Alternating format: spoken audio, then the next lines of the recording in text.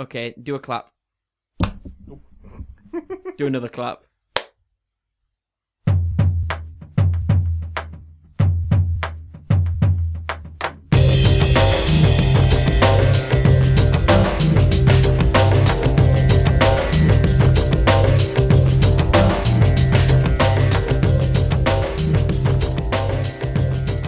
Hello and welcome to episode 50 of the Waste of Web Space podcast. Starring Jimbo and Fisher.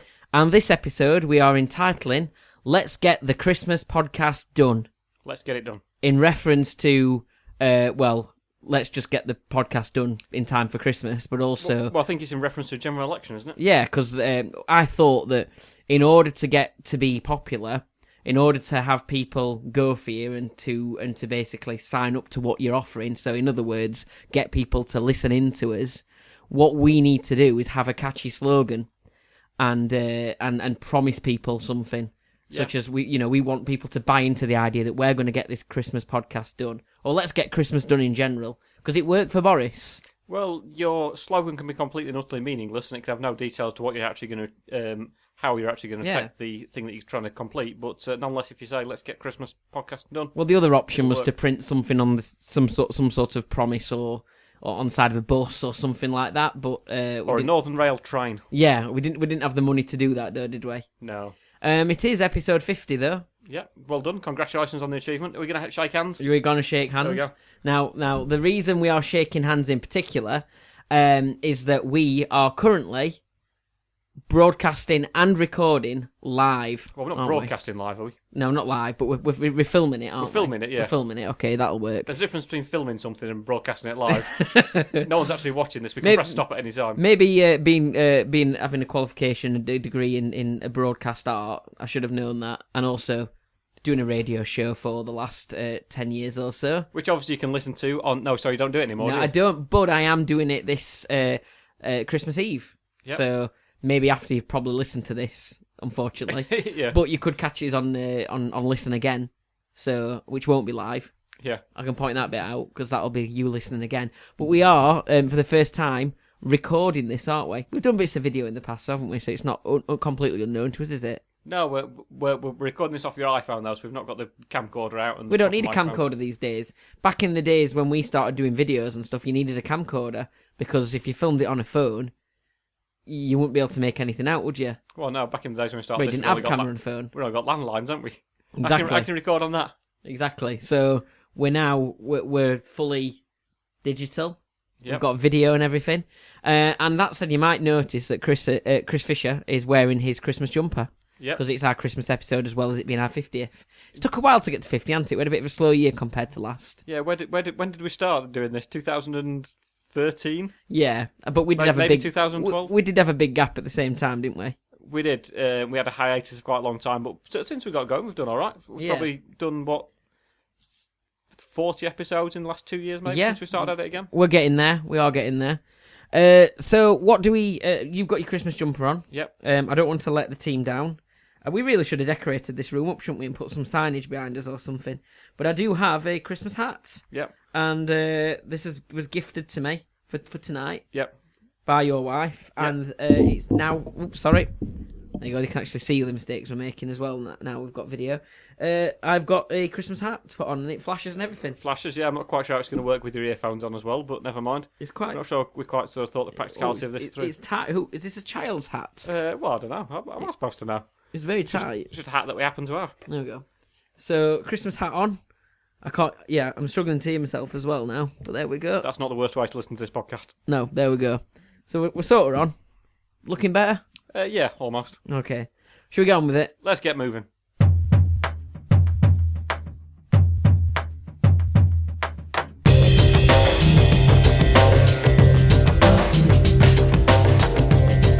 See, I'm not able to signal to you today that you're doing rubbish and swear at you and stuff and make rude gestures at you, or to strip naked or anything like that, because we've got video on today. So got VAR. Well, yeah, you can do. We can check back. Yeah. Maybe we could check back on any You can send rude signals, like I'm sticking 2 fingers up at you at the moment, but my fingers are just out of shot at the moment, so you can't see it. But I'm definitely doing it. If you look over at my fingers just down there. So, since we're on video, I thought I'd prove that occasionally I do bring the podcast beer, and I have today, so if you want to pass it over to me, please. Yep. Because you're closest to it. This is a beer that I got out of my fridge earlier on today. Not on this occasion. So here is a bottle, and I'll hold it up to the camera. It is called Scrooge. It's probably maybe back to front on the camera because we're filming with a forward-facing camera as well. Yeah. It's called Scrooge's Premium Beer from Naylor's Brewery. It's a 5.9%. So it's going to warm me up for my night out. Yeah. You're not planning on doing anything tonight, are you? No, you've not invited me to your night out. Right, okay. But never mind. Anyway, brewed at Naylor's Brewery. Oh, it doesn't say sorry or anything like that, does it? Midland Mills. It was a last-minute thing for me. Yeah. Okay. I booked on late, so sorry. Anyway, Station Road, Cross Hills, Keighley, West Yorkshire. Keighley? No, Keighley. All right, okay. There's no, unless there's a silent T in there. All right, okay. Can you do it? Yeah. Oh, well, spell it properly then. Keighley. I thought it says Keighley on it. No. Oh, there's a silent letter in it. Well, yeah, it's pronounced with a V, although there's no V in it. Right, okay. Trust me, it's pronounced Keighley. Well, there you go. That's what we're having. Christmas beer. Pop it open. So 50 episodes. We were doing something special for that, aren't we? Fisher. I'm just trying to open the beer. I need to talk into the microphone. Yes, we will be. We'll be doing a special quiz based on some of our favourite quiz questions we've asked over the last 50 episodes. We might even reminisce about the good times we've had. So it's like a highlights package, basically. To some degree, yeah. Also, it possibly means that I didn't have a chance to research to do a proper quiz this week, but we'll not go into that.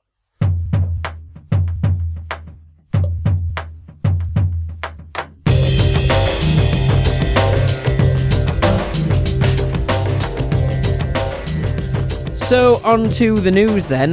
Did you say you had an apology this week first before we go on to the news? There's something you need to apologise for, as far as I'm aware. Yeah, there was a slight apology. There you go. There we go. Cheers. We're going to do it as soon as we're on video. We'll do. We're not this nice to each other usually. We've got plastic glasses, no single use here. Yeah.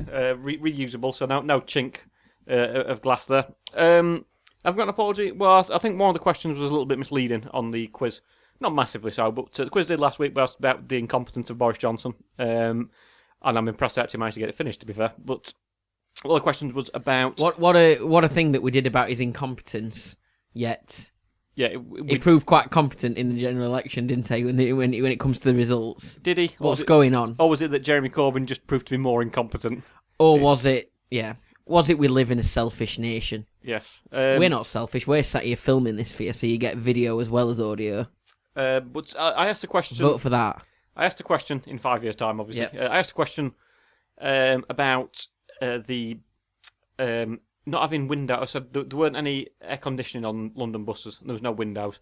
Well, I actually meant to say there were windows, but they didn't open. Right, okay. So the Boris buses that sort of got to about 30-odd degrees, the windows on there you could see out. It wasn't sort of you didn't get natural light coming in, but they just got no air coming in because the windows didn't open. Right, so it was a false bit of information provided by yourself again, was it? Yeah, I mean, I don't think it made that much difference really to the grand scheme of things. But anyway, thanks for correcting yourself. Okay.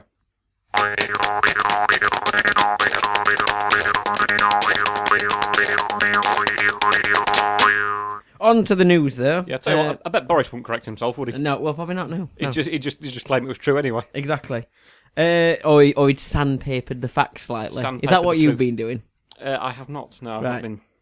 Anyway, so what do you want to talk about? Or should we talk about the election, I suppose? We can do if you want. Boris won. As a result, he said that the UK is going to leave the European Union. Brexit's going to take effect. How do you think Boris normally leaves anyway? I mean, I think his main technique for leaving is to hide in the wardrobe when he hears that the lady's husband's got back into the room. Wait until he can work out that the husband's gone to the toilet, and then he'll jump out the window, shimmy down a drain pipe, and off he goes. Is that going to be our technique for exit? Can you imagine his Christmas so far at home with his partner? Yeah. Let's get this Christmas wrapping done. Let's get this turkey done. Do you think he's been good because he's so proud of his sort of slogan paid off in the end? He probably wouldn't have a turkey though, would he? Because he'd be concerned that the turkey might try and join the European Union, and if it joins the European Union, we'd have a land border with Syria and Iran, so he wouldn't be too keen on turkey as a result of that. But It must be difficult with him, because obviously one thing you do at Christmas is see your children. Yeah. Now, he's got that many of them, and they all live in different houses, so trying to get round and see all of them must be very challenging. Well, he probably sends Michael Gove and his dad to of step in for him. You know, the obvious two choices. Yeah. But yeah, he's it's funny that, like... Sorry, I forgot what we were going to say then. Carry on, I forgot what we were going to say. Should we move on to the next bit? Georgina Toffolo has got stuck in an airport with a passport. Okay. Now, did you see this? I didn't know. She's got quite upset about it because she might not be getting home. I don't know if I haven't actually looked at the updates, but she might not be getting back for Christmas. Right. Because she's got stuck in an airport, and it's down to the fact that her passport is damaged or something like that. Where is she her passport tweeted a registered? video asking for help, basically. Where's her passport registered? I'm not 100% sure. Is she a UK citizen, or I thought she was made in Chelsea? Oh, very funny. But anyway, yeah. Sorry, that is all I know about Georgina Toffolo, so I can't comment anything. Well, she was the winner. Was she a winner of I'm a Celebrity? Yes. Get me out of here. Funnily enough, actually, she went on Celebrity Haunted with Boris Johnson's dad, didn't she? Did she? Yes, she struck a good friendship when he was on I'm Celebrity, Get Me Out of Here. That's the link I was looking for earlier when I froze on the spot slightly. There she is, replacing Michael Gove, going along with Stanley Johnson. But yeah, she's got stuck. But like they say, you know, she's been in a jungle for a long time, and she's a bit concerned about being stuck in an airport. And I mean, what they got there? They've got Burger Kings, got WH Smith, can get a magazine. It's not, you know, I don't know what the concern is. She's used to it. Is that why she ended up in the jungle in the first place? That she Possibly. lost her passport and couldn't fly home? That's exactly it. Yeah, that's that. She wasn't meant to be on the show. But anyway, so we hope she gets home okay. Next then, pins found in a banana skin in Scotland. Police have concluded their investigation or have drawn, basically closed the case. Apparently, that it's not so somebody found some pins in their banana, complained, and the police went to investigate it. They don't think it's a concern to anybody else, but obviously the police have got, you know, a lot on in Scotland. If you think about some of the issues that they've got there, as they have in the UK. Mm-hmm. So this case, you know, it's just a potential banana skin for you know, halting some of their other important investigations. But they have decided to stop investigating it. I don't know if you saw that story. I didn't see it. There have been a few things recently, though, weren't there, where they've been finding things that they shouldn't be finding in food and so on. There was something else not long ago. I can't quite remember what it was. Someone yesterday, or it was reported in the news yesterday, that a little girl opened a Christmas card and it said that this Christmas card had been made by some slave labourers in a Chinese jail.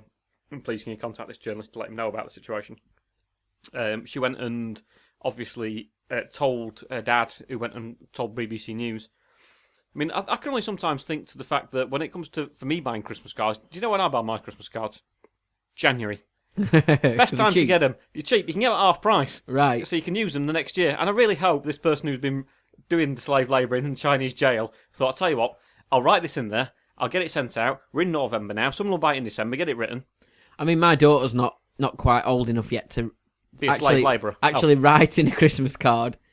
But when she is, you know, she's got a sense of humour on her. Yeah. I'd be worried about what she's writing in those cards when I get her. I've had a bit of a setup this year, like a conveyor belt of card making, which lasted about 3 cards with little Ada.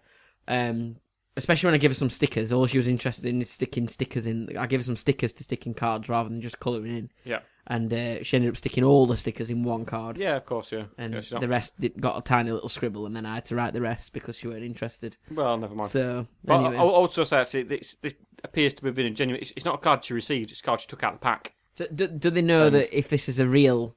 Is that real or not? Is it some sort of prank or... Well, they think so. They've contacted a journalist who was sort of also held captive in that prison, and he seems to think it's quite genuine, so... Right. But it's a Christmas card that's bought from Tesco that's made somewhere in China. Yeah. But there we go. But obviously, talking about Scotland... Well, I mean, with Tesco's, there's something about, isn't there, like, you know, like the big supermarket chains taking over, and, you know, everybody now does the shopping at these big supermarkets, your Asda's, your Morrison's, your Sainsbury's, your big mega store sort of things. But you like to stay shopping local still, don't you? Do I? The local shops. Yeah. Yeah, I mean, this is clearly going somewhere, but I'm not quite sure where. Well, no, you told me the other day you still like to support local stores rather than these big, massive supermarkets, you know. So you often go to Tesco Express. Yes, of course, yeah, and the Sainsbury's local, and Morrison's local, yeah. I was trying to set him up there, but that was one of your original jokes, by the way. Well, yeah, but I didn't want to use the same joke twice, did I? I'm not like Boris Johnson with his... do you not find it sort of... How do we think it sort of stands in terms of democracy? That Boris Johnson put his deal forward, it got rejected by the MPs, so he said, I'll tell you what, let's get a new bunch of MPs in, put the same deal forward, and it got accepted. Is that a good or a bad thing? Well, there you go. I mean... Perhaps more so, it's actually exercising our democratic rights, people get a chance to vote on it again, but... Look, we've kind of gone on a sidestep here, but it's fine, because I want to come back to the point that... Because we like to talk about Sheffield, don't we? And our area in particular, we're quite proud of where we live, aren't we? Mm-hmm. Chapeltown. This is you can't really see much of Chapeltown in here, can you? No. But this is in Chapeltown. It's got coat hangers here, that's about it. But we're proud of where we live, aren't we? And we have got... Nearly said unfortunately. We unfortunately have now got a new MP, which, to be fair, we needed one because the incumbent one didn't seem to know which party she represented anymore because she changed 3 times this year. Yeah, changed 3 times this year, and on the first day after leaving the Labour Party because she didn't like the anti-Semitism or stood up against that and said that basically accused the Labour Party of being racist and not dealing with their issues. On her first day in her new job for Change UK, was it? Which she decided to call the BAME community, or members of that community described them as having a funny tinge on her first day, didn't she? So she's gone from our area. She's been our Labour MP for years. Yeah, she joined the Liberal Democrats shortly after leaving Change UK, by the way. Yeah, and good riddance to her, I suppose. Yeah. But that meant our area was obviously open up for a new challenger, wasn't it? I suppose.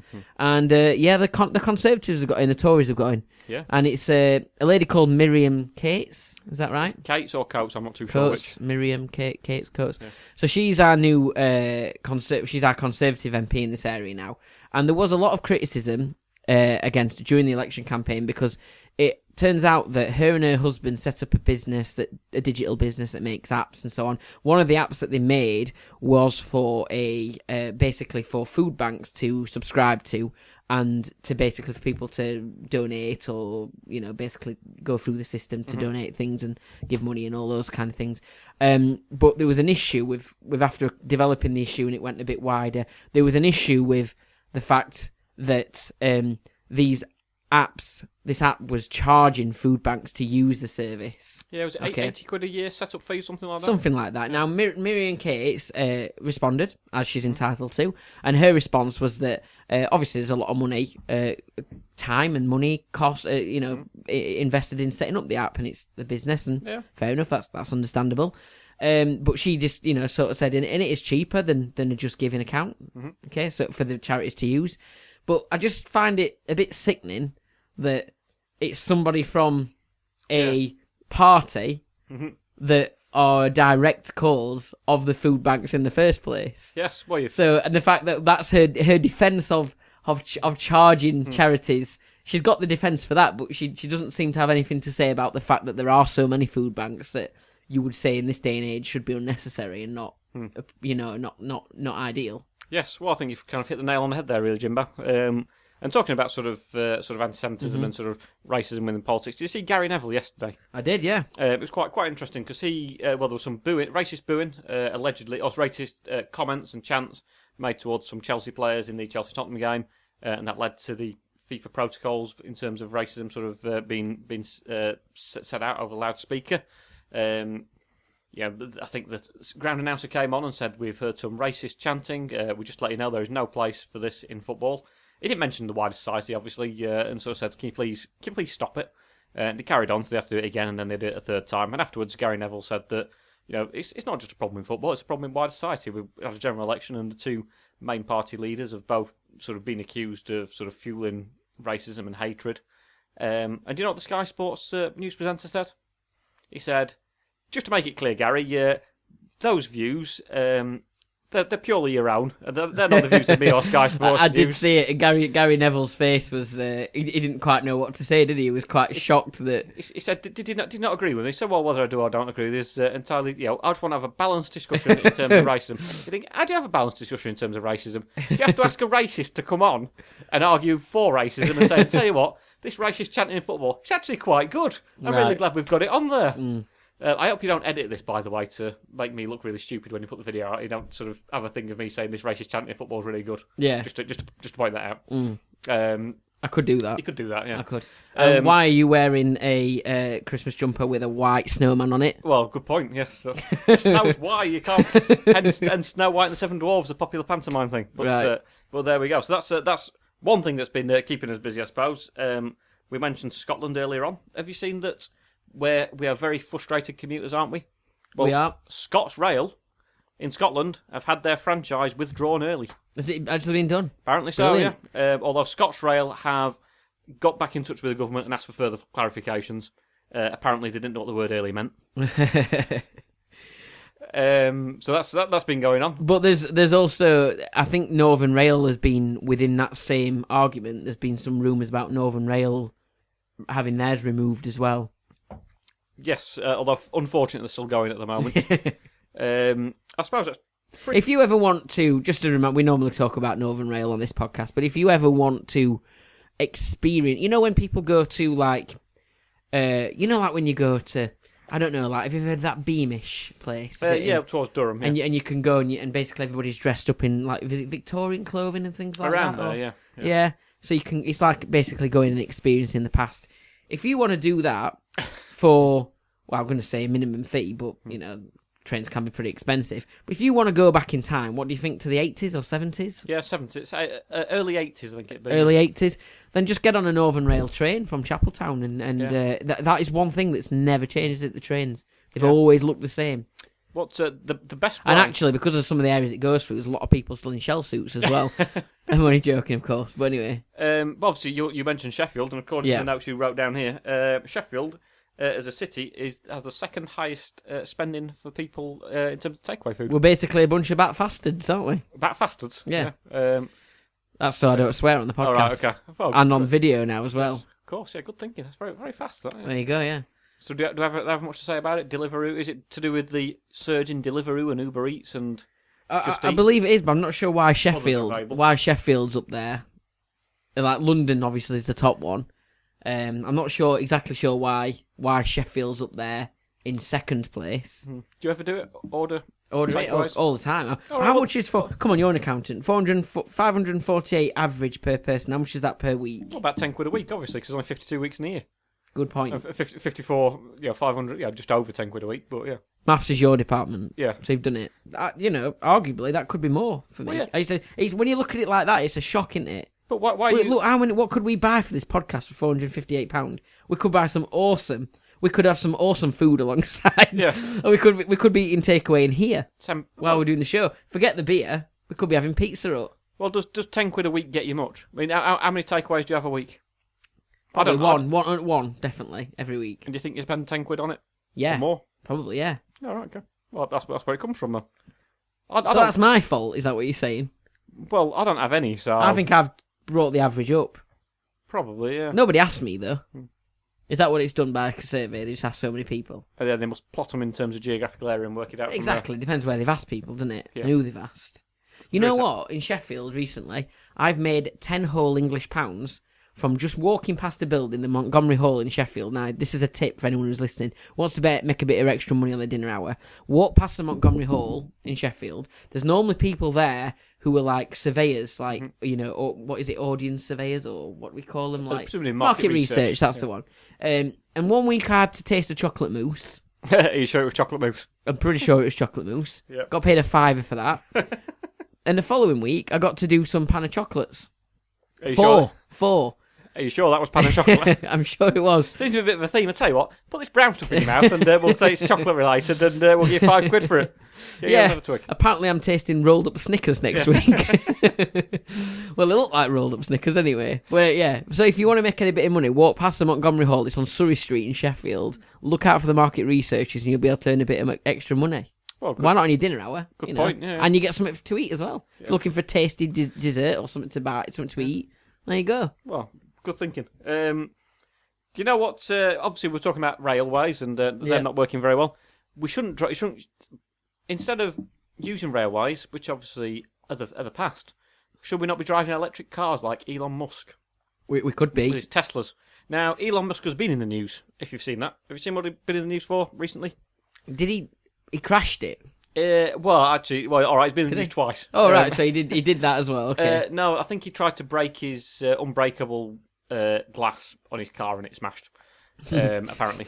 But he was also been sued by an English person whose name I can't remember. I think called Vernon.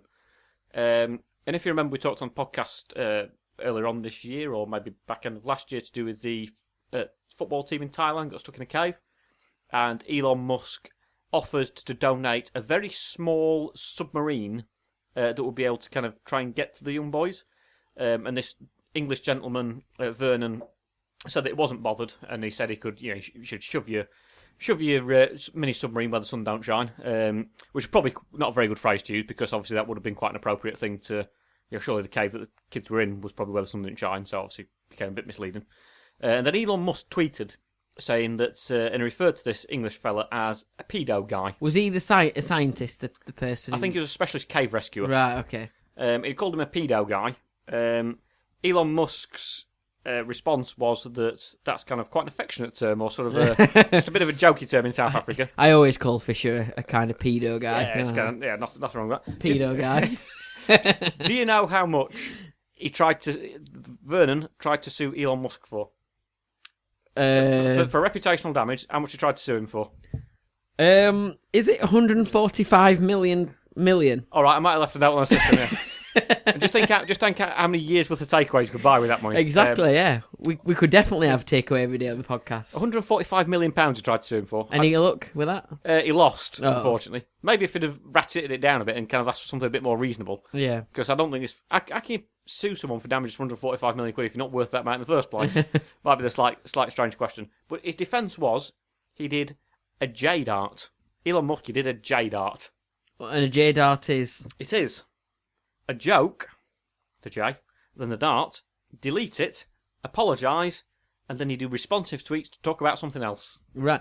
This sounds like when you go to work and you do like equality and diversity training, or you do fire safety, and it's like the fire triangle and stuff like that. Yeah. Sounds like he's come up with his own potential training he could roll out to organisations that might have people tweeting silly things. Mm-hmm. Like, has Donald Trump ever done a J dart, or has he kind of made the joke and just we could do another anagram for him? He's kind of made the joke. Yep. Retweeted it himself.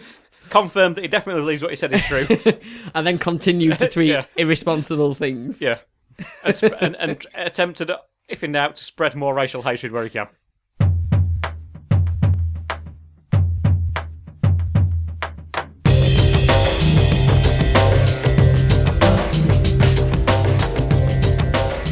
So I think it's me next, Fisher. So on the last podcast, you remember telling us you did an apology of the week because after we were planning our last podcast, we had to delay it, didn't we? Because you fell ill and you were being sick and stuff, and you were sick in a local bin in Chapeltown, wasn't you? So this is him. Look at him. Look. Show your face. This is a local bin sicker. Mm-hmm. If you had to experience anyone being sick in a bin, it was this guy here. He was sick in a bin. If he had to clean it up, it was him. He was sick in a bin. But anyway, you owned up to that. And I kind of thought, well, because you talked about being sick in weird places, I thought we could maybe ask other people. And what is more Christmassy than asking people or doing some sort of quiz based on sick and vomiting? What's more Christmassy than that? Well, most people are sick on Christmas Eve or early on Christmas Day morning, so or on Boxing Day. So I thought I'd do something around that, if that's okay. Okay. So I'm doing a sick quiz for you. But first of all, I did ask people on Twitter. We didn't get much response, as you'd expect. Start responding more. Look, we are really here doing it. We didn't get much response, but we did get a couple of people responding, including yourself. Yeah.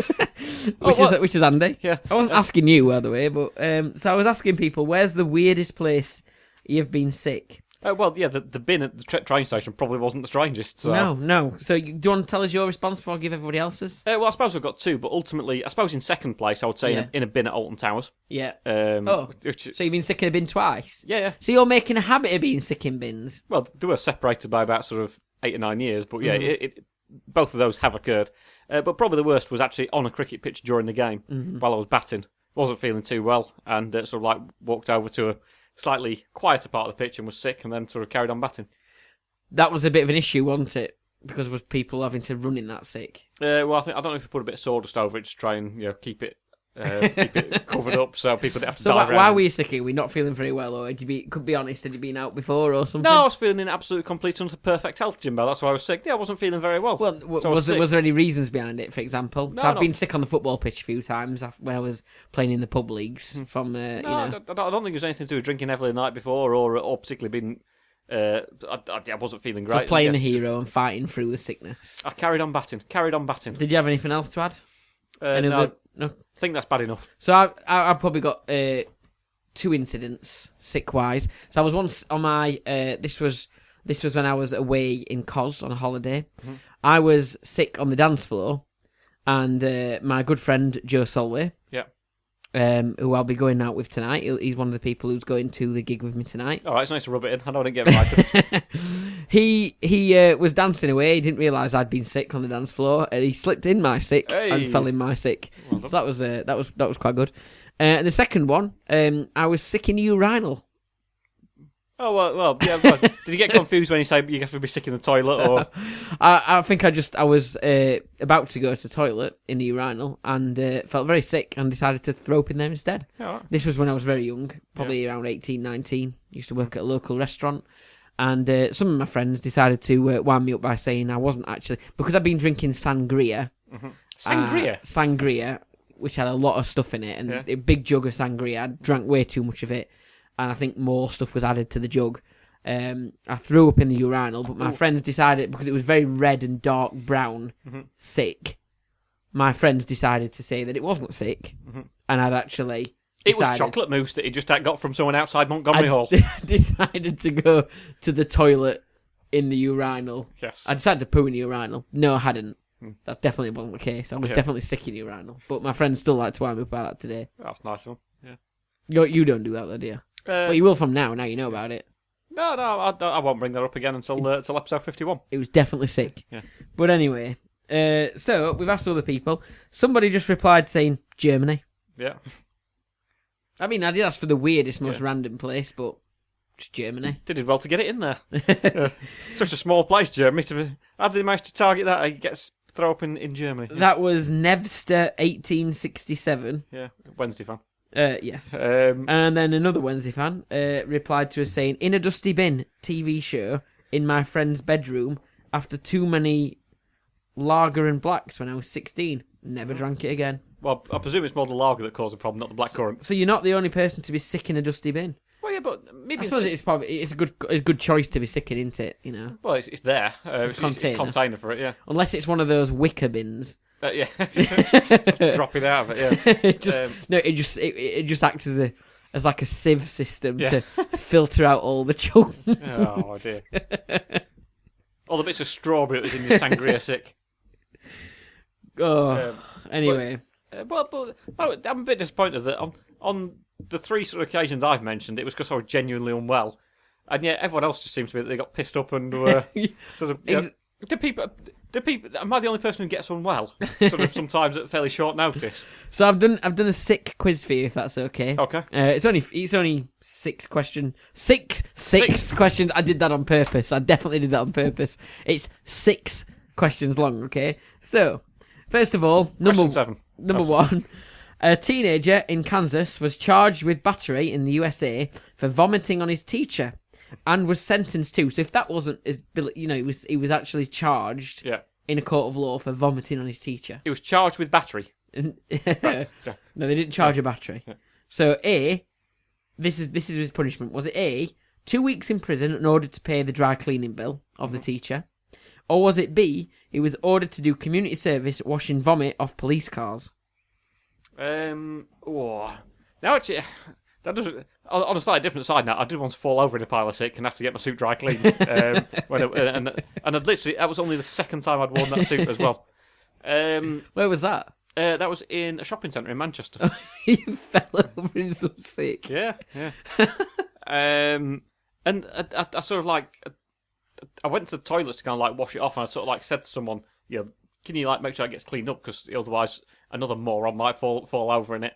And I went into the toilets. I came out and like a security guard, like, was starting asking me questions if I was all right and all that sort of stuff to make sure I didn't sue him. So people thought it was your sick as well? No, I think they're aware that hey, I do it in the bins, mate. They're aware of that. Everyone's aware of that.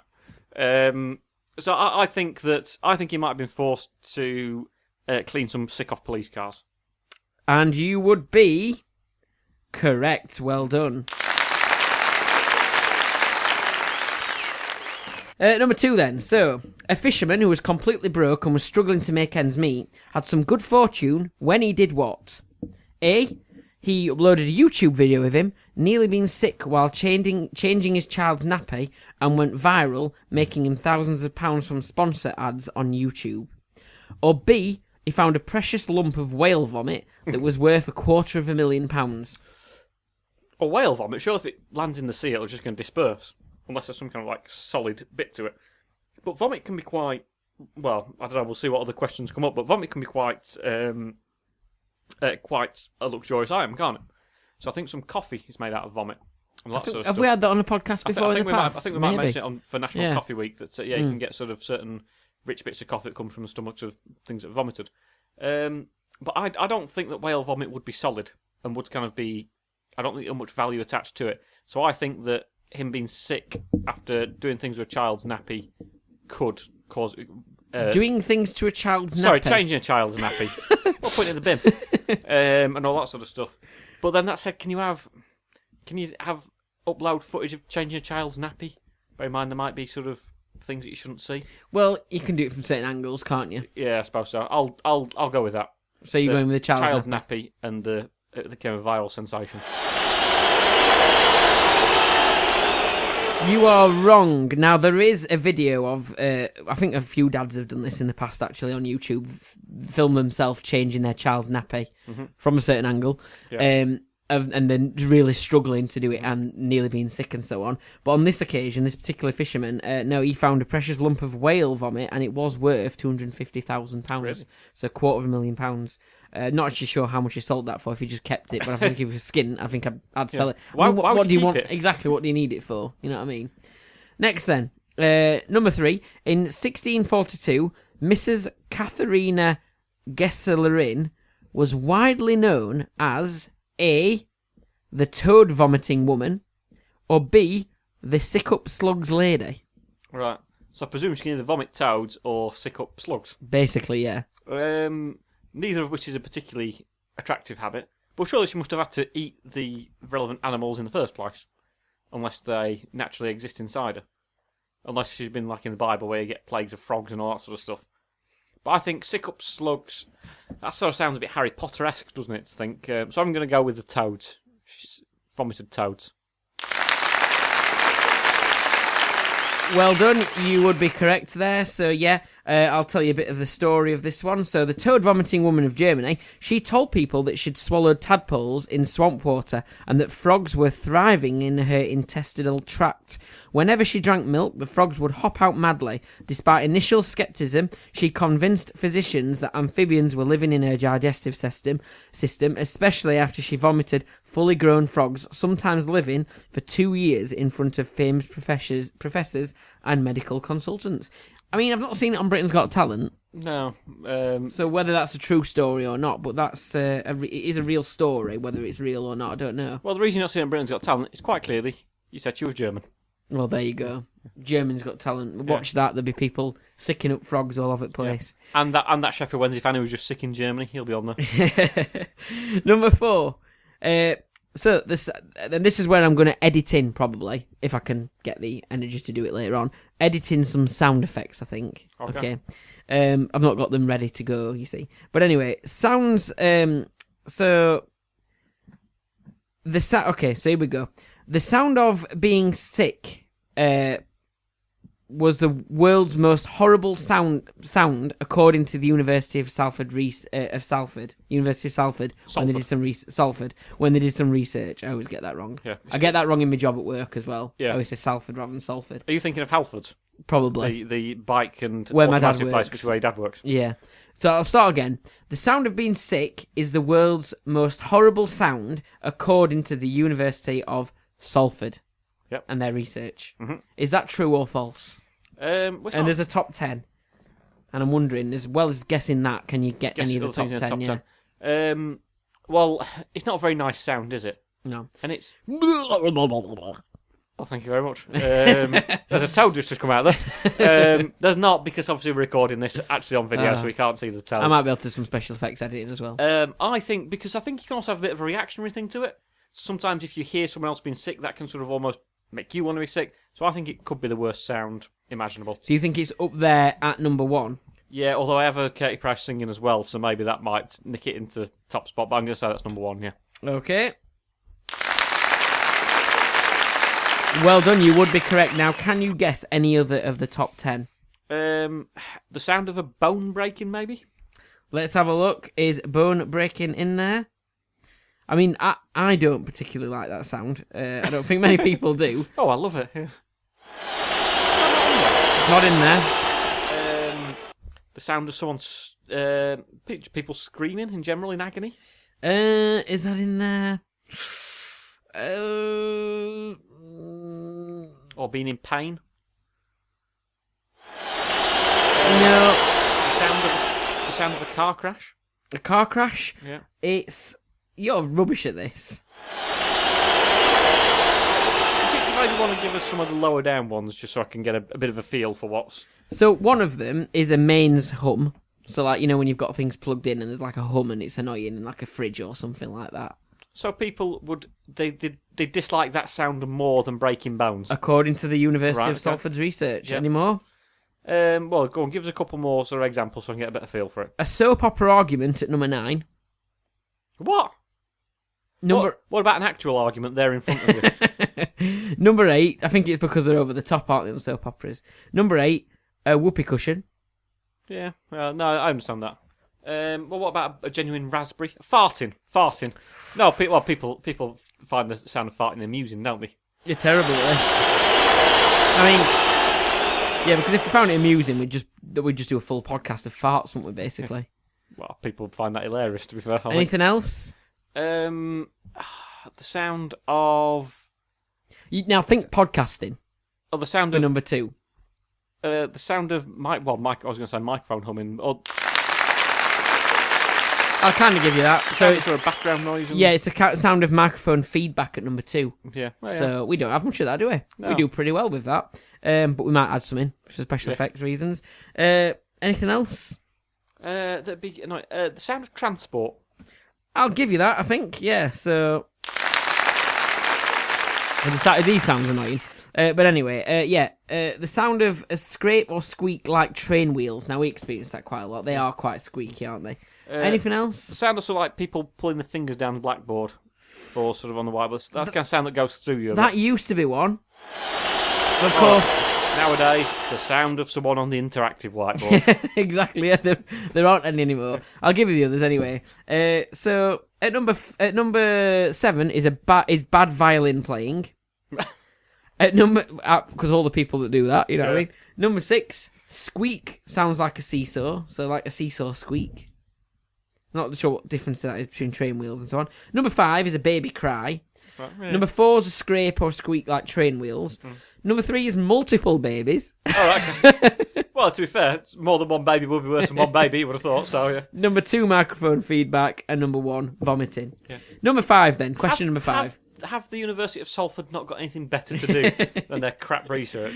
Number 5, the term Hey, they might be some of my clients in future. All right, sorry. You back down from that. If you want to improve your services, then the Greatest Showman's... PowerPoint Showman. Available for bookings. Yeah, Be Presentable is the client that you should be... is the service that you should be using. Thank you. He will undoubtedly revolutionise your... We could maybe put like a thing at the bottom of the screen, because we're on video today. Your PowerPoint output. Next then, number 5, the term Nexus vomitus is what? Nexus vomiters. Is it A, having an illness that causes you to enjoy the sensation of being physically sick, therefore you're addicted to vomiting, so you like doing it? B, is the fear of being sick, so sort of the complete opposite? Or C, is drinking coloured substances and then sicking it up onto paper to create art? Nexus vomitus. I think that I don't think many people would actually enjoy being sick, and think it's sort of a condition. Come on, there's a lot of weirdos out there. I know there's a lot of weirdos, which is why I think the answer is going to be that those weirdos who enjoy going round and being sick into different bins and then marking it onto a map to say which bins exactly they've been sick in. I didn't mark it onto a map. I just know where it is. I can remember that up there. That's not in a. For the audio listeners, I tapped my head there, by the way. I think that people might create artwork out of it. And I don't know if they do it themselves or whether they get animals to be sick. That's slightly more perverse, isn't it? Getting animals to be sick. That's really dark. Yeah. Do you know who does that, I bet? Elon Musk. Oh, sorry, Elon. That wasn't very funny. We'll delete that bit and we'll talk about something else. So we're around that. So you're going to go for the art one? I'm going to go for the artwork, yeah. Really surprised you got that, actually. I didn't think they'd go for that one, but that is true. There is an artist who does that. There's quite a few artists who do that. They drink this coloured milk and then throw it up. I think there was one story about an artist throwing up on pictures of Lady Gaga to create art. So what coloured milk do they use? Different colours. Such as? Well, I think they put dye into the milk, but the milk's a more thick substance that can obviously be like a paint sort of thing. Because if it's blue milk, I'll be honest, it's just full fat. When you talk about blue milk and green milk, semi-skimmed. Yeah. It's not actually coloured, all milk is just cream coloured. And then number 6. Six. Yeah, 6, yeah. Which of these animals can't throw up? A, rats, B, foxes, or C, Donald Trump?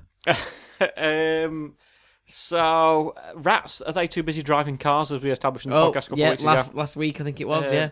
Foxes, I don't see any reason why the rats or foxes wouldn't Can I just point out rats are less stressed driving smaller cars? Oh, That's right. what I'd like to point out. Of course. Donald Trump, I imagine he feasibly would be sick, and could be sick. Well, I mean, he's constantly vomiting crap, isn't he? So, yeah. Oh, but we've not even mentioned the fact he's been impeached, have we? Oh, yeah, of course, yeah. Yeah. Does that mean they get to throw peaches at him? They'll throw things sort of dependent on. I mean, he's peach coloured, so it'll be very difficult to actually see the peach coming towards him. Donald Trump must be able to be sick. He claims he doesn't drink alcohol, so he's perhaps never had a boozy sick incident. It's just he drinks a lot of Coca-Cola, though, doesn't he? I think foxes, for some reason, probably can't be sick. Okay. It's rats. Which is why things like rat poison work so particularly well. Oh, because you can't stick it up. Did you enjoy it? I thought that was a sick game. Sick, yeah. What did you think of it? It was very good. Did you enjoy it for a change? Yeah, it was sick. We should have done something more visual, I think. Like, taste this sick. Yeah. What creature is this sick from? What's in this sick? What have I eaten before sicking this up? Do you want to do that next time? No.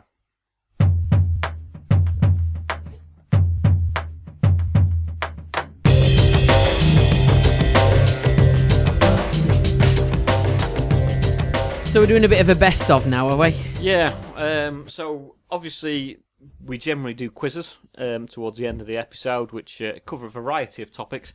And I thought I'd pull together some questions that we've asked previously. Some of my favourite questions, some of the most interesting ones. We'll also test your memory a bit in terms of can you remember being asked in the first place. This is not going to be good. See how it goes. So we did a quiz earlier on this year to do with poor excuses. Okay. I think. And we talked about the politician Ron Davis, and he was pictured leaving a wooded area in a well-known spot for gay men to meet in 2003. What was his response? Was it he was feeling stressed, so was meeting up with a yoga teacher in an outdoor relaxing area? Or did he say he needed the toilet and just so happened to get talking to another man in the woods? Now, the thing is, I'm going to struggle here to remember what the actual answer is, or what answer I gave. Yes. So I've got two things to try and remember. So, I'll give you a clue. If you think about the answer you gave first time round, it's normally the opposite of that. Is the right one. Well, because I normally get them wrong. All right. let's go with the one that he was stopping to go to the toilets in the woods and there just happened to be somebody in there. You were right. You're right. Do you happen to remember if I got it right or wrong first time? Oh, I can't. I've not prepared that well. What episode was that in? No, I have no idea. Oh. People can't even listen back. Yeah, we might be. I might be able to compile it for the next episode. Go back right. and get the original questions and answers and see. Yeah, how we can see how it did. Yeah, that'd be good. Although I am actually trying to compile a quiz of the year for the next episode, but there's plenty of time for sure. You're off work. Good point. Yes. So anyway, no one believed Ron Davis's initial story because it wasn't true. So what did he then claim a few days later in relation to this story? Did he claim that he was in the woods looking for some badgers, or he was looking for some Roman ruins and thought they might have been located in the area? I mean, you're not likely to find badgers, are you? Just hanging about. They run away, don't they, and stuff. I can't actually remember this one at all, to be fair. But I'm going to go with the Roman ruins, I think. Roman ruins? It seems more, you'd be wrong. He claimed he was badger watching. Definitely panicked with that one, didn't he? Mm-hmm. He did. It was. Imagine having a lie that bad that he then tries to cover it with another lie that fails as well. So actually, to be fair, politics at the moment is quite revolutionary for his time, wasn't he? Yeah. So Kirk Broadfoot, who played football for Rangers, I think we did a quiz about health and safety. I think we did a quiz about unusual sporting injuries. Yeah. Earlier on this year, or maybe even last year, and we talked about Kirk Broadfoot, who played for Rangers. He ended up with a medical condition. It wasn't having a broad foot. It was, how did he injure himself? Did he, whilst playing swing ball at a garden party, get his opponent's racket that flew out of his hand and hit him in the face, breaking his nose? Or was he microwaving some poached eggs when he opened the microwave door and one of them exploded all over his face and burnt his face? So do you want those again? No, I've got them in my head. Everyone used to play swing ball, didn't they? Yeah, I like a bit of swing ball. Well, it's difficult. You have to have like a right-handed player against a left-handed player, really. Difficult if you're in a yard. You've got to have like one of those swing ball kits that's got water weighted at the bottom. Yeah. But I'm going to go with a swing ball one, I think. And you will be wrong.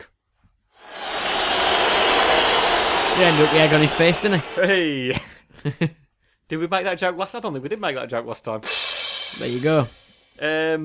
We did a quiz for International Women's Day, which I think is March the 6th, 7th, something like that. Is it? Oh, International Women's Day. Does there happen to be an International Man's Day by any chance? Yeah. I did that on purpose because as a committee we always point out Richard Herring, yes. Who always he has a day basically replying to lots of men who say, when's International Men's Day? Tells them when it is. Yeah, we know there's an International Men's Day, don't we? Which I think is 19th of November, something like that. Well, we'll have to wait for International Women's Day next year. Ask when it is, and then they'll tell us exactly the right answer. So Benazir Bhutto, we did can you remember Benazir Bhutto, former Prime Minister of Pakistan? She got shot a few years ago. She put her head out of a car and was assassinated, unfortunately. So what did she do whilst at university? Did she introduce Theresa May to her husband Philip May at a Tory student disco while they were studying at Oxford in the 1970s? Or did she go to Cambridge University and during a disagreement at a student party she threw a glass of wine over Stephen Fry? I do remember this one. And I'm struggling to, again, remember which answer I gave and which one was correct. I think I seem to remember saying something about Theresa May and her husband being at a disco in the first place, not really being there kind of thing, maybe, possibly, and a Tory disco. I'm not sure. So I think I might have gone with, maybe I went with Stephen Fry. Really? That's a scandal in itself. But then I got it wrong because I'd underestimated the fact that Theresa May would go to a disco. So and especially now we know she's the dancing queen. So I'm going to go with that one. So you think that she introduced Theresa May and her husband? You would be correct. I think this is an occasion where I've managed to get the right answer then. Yes. Over the last one that I got was wrong. Well done. Well remembered. If you remember last year I did a quiz of the year. And I asked, what did Chinese aeroplane fan Zhu Hui hit the headlines for in April 2018 that was in relation to aviation? Did he decide to build a replica Airbus A320 which he plans to open up as an aviation-themed restaurant? Or was it revealed that this Chinese millionaire had flown at least once a day, every single day, for 1,000 days on the trot. His journeys were generally short haul, and the majority of occasions he travelled for no reason other than to go to a new airport that he'd not been to before. However, this included a month-long journey where he went from his home in China to Tajikistan, Uzbekistan, Kazakhstan, Ukraine, Romania, Hungary, Austria, Italy, France, England, Ireland, Scotland, Netherlands, Germany, Poland, Belarus, Russia, Mongolia, and then back into China. Can you repeat the second one, please? Okay. No, I think I do remember this one, and I think it might be the second one.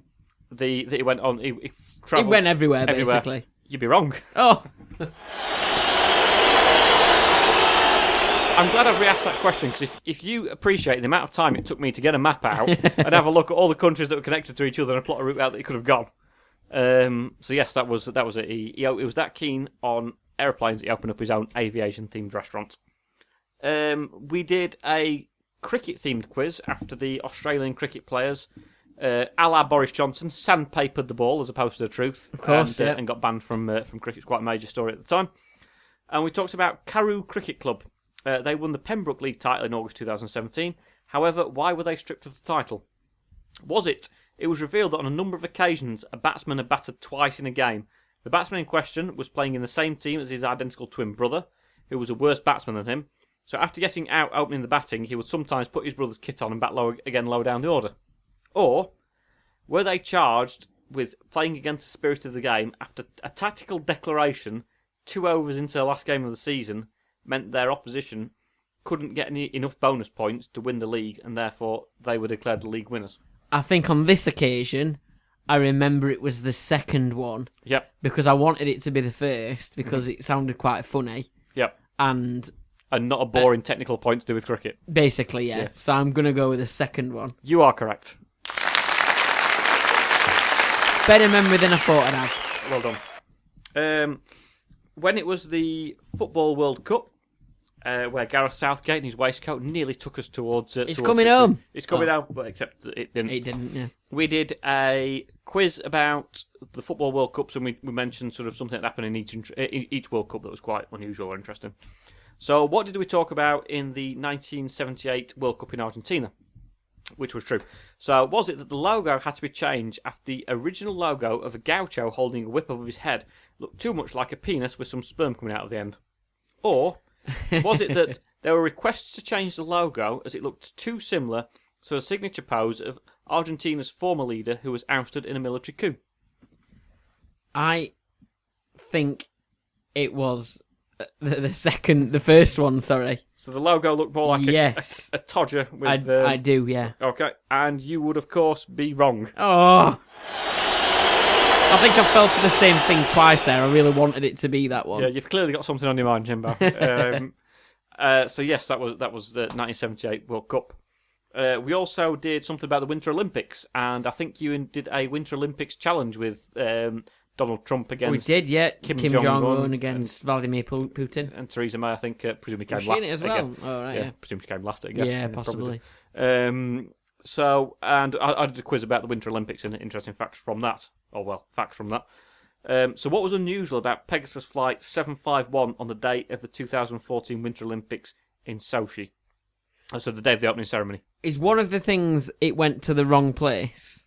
Well, let's have a look, shall we? I'm trying to remember what you're going to say, yeah. Was it that the flight was meant to be en route to Sochi, but was delayed by 22 hours, meaning that the Russian National School Choir champions from Ganchin, just south of Petersburg, were meant to be performing at the opening ceremony? Unfortunately, they were not able to attend and their part was cut entirely. Or... Are they banned? Well, they are a band, yeah. They're a choir, not a band. Would the singers be banned? From future Olympics. Good point, actually. Now, drugs ban. I don't think you could drugs test a choir singer, though, can you? Don't know. I mean, you must be able to do something to your vocal cords to expand, or your breathing to expand your range or something like that. I don't know. Do you think they've got a young schoolboy who's sort of got a really deep voice who's like 10 years old? Or was it that the flight was en route to Turkey and there was an attempted hijacking for a man who insisted on being taken to Sochi? The pilot switched off the in-flight monitors, landed in Turkey, and the hijacker got off thinking he was in Sochi and was arrested. I seem to think it was the second one, I think. And good memory, you will be correct. Well done. We did a quiz. What number are we on? I have no idea. I've not numbered these. I've just copied and pasted them from previous quizzes. We did a quiz about famous accidents, maybe, I think. Okay. That involved, or famous... Was it drink driving or something? I can't remember, but whichever way, there was a question about JK from Jamiroquai in there. Oh, right, okay. And so what is true about JK from Jamiroquai? No, he wears silly hats. So it was famous. Sorry, it was actually famous hat wearers. Yep. Oh, there we go then. Yeah. So was it true that his Ferrari Enzo was smashed up by an angry chef who was upset that JK took a lady he liked into his hotel room, or was it that he crashed his Ferrari F50 in 2011? The insurance payout of around £950,000 is believed to be the largest insurance payout in UK history. Well, to be fair to Jamiroquai and the lady he was allegedly taking back with him to his hotel room, she was a cosmic girl. Hey. But Sorry, these are the same jokes that he probably made last time, I guess. I don't know if they are, actually. I think I'm going to go with the second one, though, actually. But he smashed his car up. Yeah. And you'll be wrong. Oh. She wasn't she? She was from another galaxy. Hey. I think we've only got 5 questions left, by the way. So we did a quiz about companies that have gone bust and disappeared from the high streets, which I think was probably tied into it being 10 years since sort of the credit crunch and recession and Bulwark's going bust. And we talked about phones for you. Okay. So phones for you. Hold on a minute. Phones for you. Yeah, that works. That works when That we've works got the... for video. Yeah. No, but for the audio listeners, I did the old hand gestures. Yeah, which was a phone, a 4 and a U. Yeah. Not really. I mean, go on. They've gone bust now, so can you do one for car phone warehouse, maybe? Car. Yeah. Phone. Stick to... Yeah. Where. Yes, that's some... You Zip. put some clouds on, yeah. House. Just like, And, sort of... Like, house, like you're dancing. Well, never mind. Right. Sorry, what was true about the car phone warehouse? Sorry, what was true about phones for you? And where did they... They had a rubbish hand-gestured slogan. They did, but in spite of the way it's still popular and still well-known by people. Is this back in our very, very early days? No, Oh, this is... They didn't go... They went bust relatively recently, I think. Oh, It's right, probably okay, only fair about 5 years ago they went Oh, bust. okay. But what was true about car phone warehouse? Is it in 2006? Phones for you. Sorry, phones for you, yeah. Getting it wrong. Sorry, just in case someone's listening, car phone warehouse, as far as I'm aware, are still trading, and they've merged with Currys and Dixons, haven't they, to make Dixon's car phone. So phones for you. In 2006, an advert was taken off air after it depicted Jesus selling mobile phones with the tagline, "Jesus Christ, this is good value." Imagine if they'd merged to become Dick Phone. Dick phone.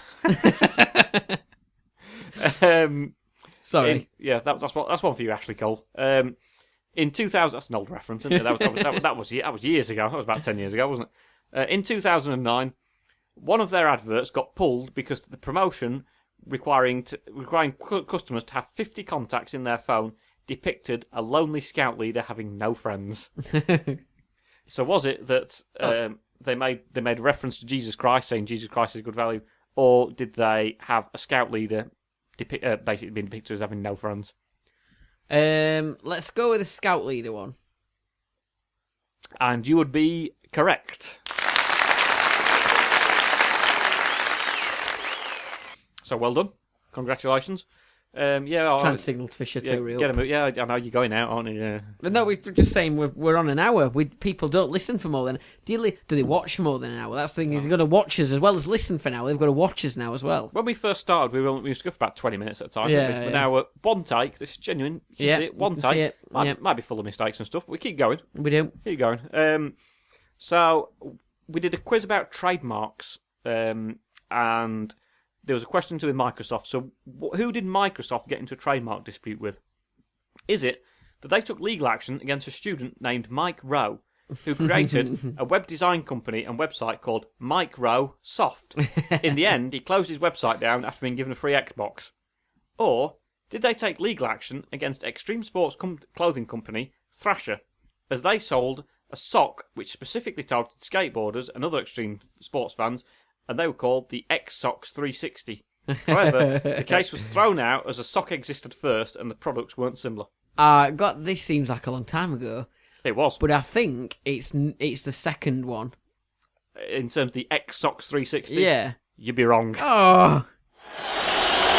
Again, I think I'm just choosing the ones I want it to be. I think it's fascinating that sort of some of the lies that are so good get ingrained into people's minds that you actually think they're real. Well, I mean, can you think of an example in life where that would work? Well, yes, unfortunately, yes, we can, as we now know in this day and age. So we did a question to do with skyscrapers. Yeah. A quiz about skyscrapers, I think shortly before Christmas last year. And one of the questions was to do with what world record does Betty Oliver hold, which occurred in the Empire State Building in 1945? Is she the survivor of the highest ever escalator fall after she fell 75 stories in an elevator whose cable snapped? Or did she give birth at the highest ever ground level when she surprisingly gave birth during a tour on the upper parts of the Empire State Building? Again, I think this is one that I do possibly remember. And I think it's the one about giving birth. Well, you'd be wrong. Oh. I don't revise. I'm sorry. She fell down a lift shaft, 75 stories in an elevator. But she was okay. She was okay. Yeah. It was. Well, she said she was a survivor, so it's better than not being a survivor. So how many we got to go? 2 questions left. Oh, that's fair enough. Now, obviously, unfortunately, one of the things about Nigel Farage and his Brexit Party means that UKIP now sort of doesn't really exist. But can you remember Paul Nuttall? I do remember he replaced Nigel Farage. He replaced Nigel Farage, yes. Did he have a fight at the European Union as well? I don't know. I thought it might have been him, maybe not. Maybe it was somebody else. But we did. Sorry if it wasn't you, Mr. Nuttall. We did a quiz. I think it was called "You Kipping Me or You Kidding Me?" I remember that. Which was to do with various things that happened to UKIP. Yep. And Paul Nuttall, on his LinkedIn profile, what did he falsely claim? Did he claim to have earned a PhD from Liverpool Hope University in 2004? But this was disproved as they didn't award PhDs until 2009. Or did he claim to have been a former committee member of the Spirit of Shankly group, a Liverpool FC supporters group, who responded by saying that he'd never been a member, let alone on the committee? Now, I appreciate both of these are quite plausible. Yeah. I think it's a lot harder to say that you've got a, especially if you're a politician, to claim you've got a PhD. I mean, they're both difficult claims to make if none of them are true if you're a politician, but you're going to get picked up on it. But I think claiming that you've got a PhD is a big thing. So, I mean, I'm not putting it past him, but I think it's the other one, the Bill Shankly. So you think he was part of he claimed to be part of the Spirit of Shankly group, but that's it, wasn't. Yeah. Obviously, you'll be wrong. What have you been doing for the last 49 episodes, Jimbo? Not listening to the other episodes. That's what I've not been doing. And my final question, possibly my favourite question I think I've ever asked when I was doing. I think this stems from the Quiz of the Year, part 2 from last year. Okay. And it involves Todd Heatherton, who retired from his job as a lecturer at Dartmouth College. What was controversial about his exit? Was it that he was accused of sexual misconduct and admitted acting unprofessionally whilst drunk? This is inspired to have been the author of a book called Losing Control, How and When People Fail at Self-Regulation. Or was it that whilst working late in the early hours of the morning on an academic research project regarding the effect of good sanitation in the workplace in the university's 24-hour computer lab, he was desperate to go to the toilet and, thinking he was alone, urinated into a waste paper bin. However, he was caught on CCTV in the computer lab after being reported by a cleaner. Again, despite this being a really interesting one, I can't remember the answer. But I think... So, was he a university lecturer who complained about people not being able to regulate himself yet, who was involved in a sexual misconduct thing? Or was he talking about good sanitation and he pissed in a bin? I think it was number 1. That he couldn't control himself. And the good news is, Jimbo, you have finished with the correct answer. Well Yay! done.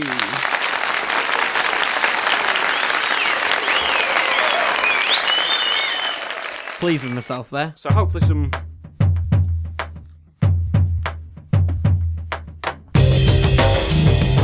good entertaining questions in there. Yeah, I enjoyed that. It was a nice bit of a reminder. Did you have any questions about the very, very first few episodes we ever did? Well, we didn't really do quizzes back then. And you didn't really write them down, did you, either? No, so it was quite a different podcasting those days. So it used to take about 20 minutes, and I think there was a lot more takes in it, and we used to sort of add things in and we used to change it. So we didn't really do many quiz questions. I know only I was any good back then. Well, that was quite a debatable point. But I think, can you remember what moments while we're doing... Because we used to do a bit more planning back in those old days, didn't we? And can you remember in particular what bit made us laugh uncontrollably? It was when we were talking about... we were doing jokes about snooker. Snooker, and yes. pool, wasn't it? In particular, I think a snooker player called Stephen Lee got done for taking a bribe, and you said, maybe we should say pocketed the cash. Yeah. And then we did more and more jokes about sort of snooker, and then we came up with the idea that he maybe had a dump on the snooker table, and the response was to say that he did it because he was touching cloth. I think we couldn't stop, could we? And we both quite seriously fell about laughing to the extent that we could barely not even breathe because we laughed so much at the idea of it. And that's probably our only really highlight, isn't it? And that is our cue. Oh God, dear. Right, we'll give it a rest anyway, Jimbo. Come on, again.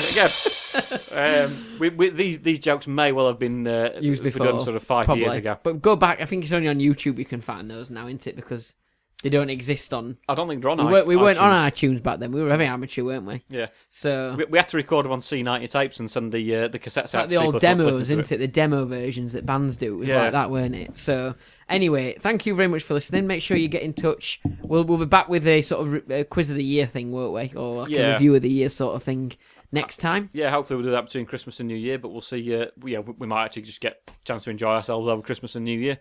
Thank you very much to everyone for listening over the last 50 episodes. We hope you've enjoyed it almost as much as we have. And if you want to get in touch, at Waste of Web Space on Twitter, same on Facebook, wasteofwebspace.co.uk is our website. Absolutely. We hope everyone has a really good Christmas. We appreciate that for some people Christmas is perhaps not the most enjoyable time of year, and if that's the case, then we hope you have a comfortable time and you get along as best you can.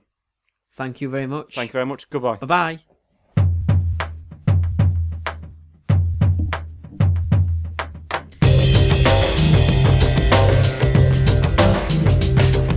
Do we stay on the pitch now? You know, when footballers have finished the game and then they run on with cameras and do like a post-match interview. Could do. It could be like when a newsreader finishes and just start shuffling bits of paper around. Yeah, or just as iPads. Yeah.